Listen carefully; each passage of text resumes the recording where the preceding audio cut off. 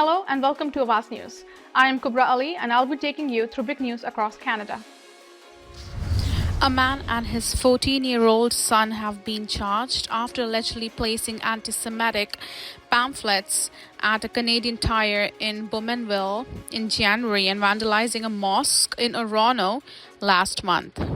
Durham Regional Police said the first incident occurred on the afternoon of January 30th at Canadian Tire store on Green Road. An unknown man entered the store and was caught on camera putting anti-Semitic pamphlets throughout the building, police said. Employees discovered the pamphlets and reported them to the police. Meanwhile, on the evening of May 24th, police were called to the mosque at 111 Church Street North after several vehicles and the front door were vandalized. As a result of their investigation, police executed 2 search warrants at a home in Orono on Monday and arrested 2 people without incident. Police said they also seized several items. One suspect, a 34-year-old man, has been charged with mischief to property, while his teenage son is facing a charge of mischief relating to religious properties. Police said the 2 were released on the undertaking. We recognize the significant impact these incidents have had on our community, particularly among members of the Jewish and Muslim communities, Durham Police said in a news release on Tuesday. Acts that target or instill fear in any group are unacceptable and are taken very seriously. We remain committed to ensuring the safety, dignity, and well-being of everyone in our community. Investigators are asking anyone with the information to contact them at 1-888-579-1520 extension 1600 or Crime Stoppers anonymously. The union representing 55,000 postal employees says Canada Post is refusing to meet it halfway on arbitration, with talks stalled and the 2 sides still far apart. In a release, the Canadian Union of Postal Workers says the Crown Corporation is unwilling to collaborate on drafting the terms for an arbitrator to weigh and then hand down a deal. The union says Canada Post instead wants to use a federally commissioned report that was titled in favor of the employer as the basis for binding arbitration. On Monday, Canada Post rejected the terms put forward by the union for that process, with Jobs Minister Patty Hajdu asked the parties to work on just 5 days earlier. Canada Post spokeswoman Alyssa Liu says the union has effectively refused to take heed of a report which recommended major reforms to the 158-year-old institution, including more flexible routes and part-time weekend positions with similar pay rates and benefits. The back and forth has left the 2 parties deadlocked, unable to find much common ground as the union remains in a legal strike position, with all members under an overtime ban since May 23rd. Ontario Provincial Police say they have dismantled a drug ring that allegedly used the dark web and Canada Post to ship drugs across the country. At a news conference on Tuesday, police announced they had seized more than $2.5 million worth of drugs from a group of suspects that ran the online marketplace.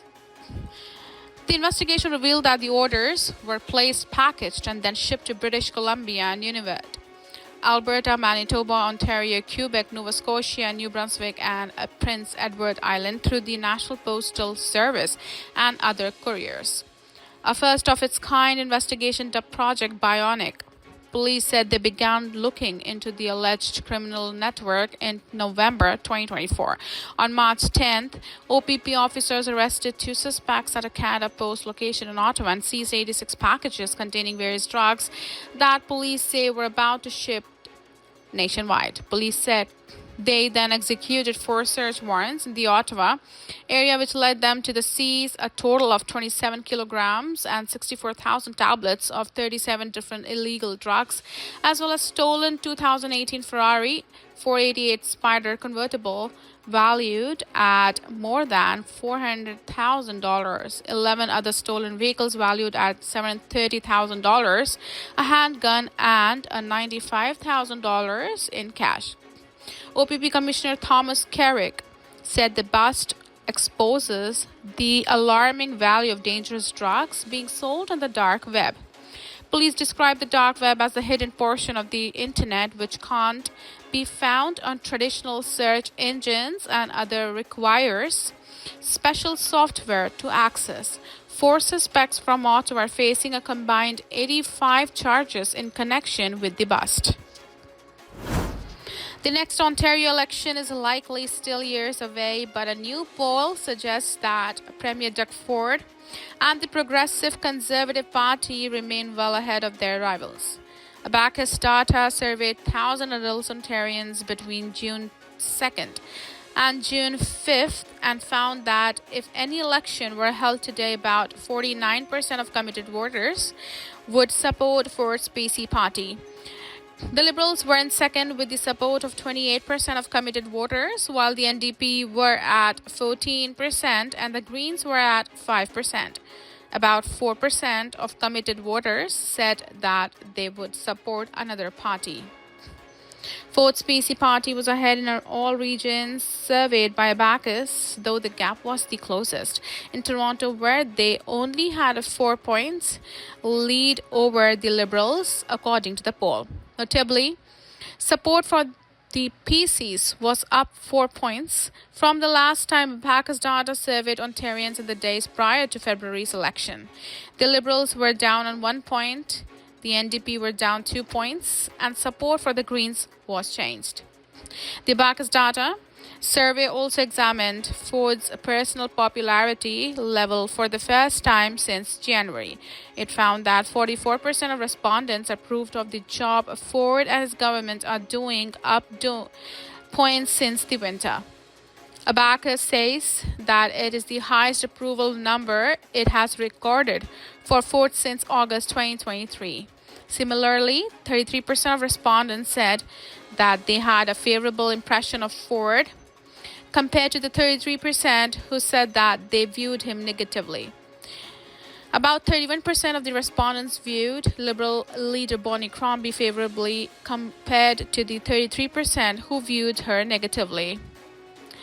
NDP leader Marit Stiles was viewed favorably by 28% of the respondents and viewed negatively by 20% of respondents. But a comparatively higher percentage of the respondents, 16%, said that they did not know enough to offer an opinion. In his analysis, Coletto said the Ford currently possesses by far the most defined political brand in the province and remains in a very strong position months after its re-election. The survey was conducted using a set of opt-in panels using the Lucid Exchange platform. While such polls are not assigned a margin of error, Abacus says that a comparable probability-based random sample of this size would carry a margin of error of plus or minus 3.1 percentage points 19 times out of 20. Toronto police have arrested a man who allegedly assaulted 3 female strangers on TTC property. Investigators released an image of the suspect on Monday after the latest alleged incident at Broadview Station. Police said a male suspect was inside the station on the afternoon of June 5th when he assaulted a woman unprovoked. The suspect, who did not know the victim, fled the scene. The victim suffered non-life-threatening injuries. Police linked the suspect to 2 other assaults on TTC property, which occurred earlier this year. On February 27th, police said officers were called to the area of Broadview Avenue and Gerrard Street East for an assault on a TTC streetcar. In that case, police said the suspect assaulted the victim. After a brief verbal exchange, the suspect fled the scene and the victim sustained non-life-threatening injuries. Before that, on January 28, police were called to the Woodbine station for an assault. Police said the suspect and a female victim were both on the bus when the victim exited. She was assaulted by the suspect, who fled the scene. Police identified 61-year-old Masi Wold Mariam as a suspect. On Tuesday, they announced that he was arrested and charged with 3 counts each of assault and breach of probation. Investigators did not say what may have motivated the alleged attacks. Wold Mariam was scheduled to appear in court on Tuesday for bail hearing. A 33-year-old man from Toronto is the victim of a deadly shooting in southeast Scarborough on Monday night, say police. Jordan Thompson is Toronto's 15th homicide victim of the year. Earlier today, Toronto police said investigators believed this fatal shooting was targeted. Speaking to reporters at the scene, Deputy Rodney Benson of the Homicide and Missing Persons Unit said there was an altercation involving the victim, at least one person, in the parking lot of a plaza near Cedar Drive and Eglinton Avenue East. Police said when officers arrived, they found a male suffering from a life-threatening gunshot wound on the sidewalk a few meters down the road. The victim was transported to a local trauma center where he was pronounced deceased, they said. Benson did not identify the victim, as police were in the process of notifying next of the kin, said the man who died was from the neighborhood.